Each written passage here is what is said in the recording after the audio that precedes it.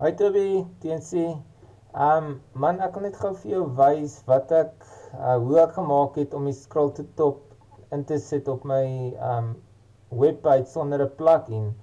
En dis regtig so eenvoudig, jy kan nie glo nie. Ek het 'n video gekyk op YouTube en ek het net basies gedoen wat die ou sê. So laat ek gou vir jou afscroll. En nou hier is 'n gewone button wat ek ingesit het. En as ek op hom klik, dan gaan hy boontoe. En ek het hom gedupliseer op almal. Hy gaan boontoe. Daai gaan boontoe. Daai gaan boontoe. En die laaste ene gaan ook boontoe. So kom ek wys jou gou wat ek gedoen het. Dis soos ek sê, ek het nie 'n plugin gebruik of enige iets nie. En jy kon dit ook optel vanoggend toe jy gekyk het. Wat jy doen is, jy gaan na die page toe of die selection, wat noem ons dit? Ja, selection waarna jy wil hê die persoon moet gaan wat op die button of op die, jy kan 'n icon list gebruik, jy kan 'n icon gebruik, whatever ook al, want jy het al die functionalities op almal. Of 'n picture, ek het dit op die picture, wat ek jou net gewys, op die picture het ek dit ook getoets. As jy op hom klik, gaan hy ook terug, want ek het vir hom gesê, moet terug gaan sien toe as iemand daar klik.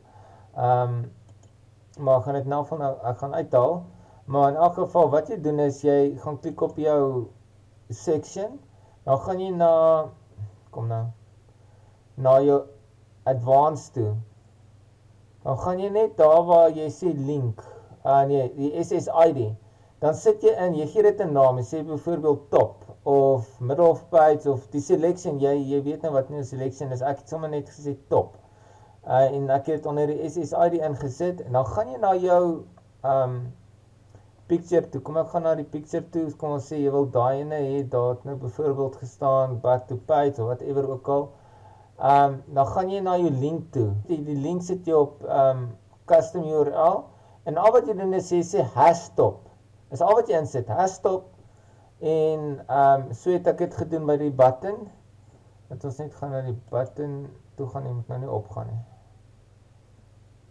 daar is hy,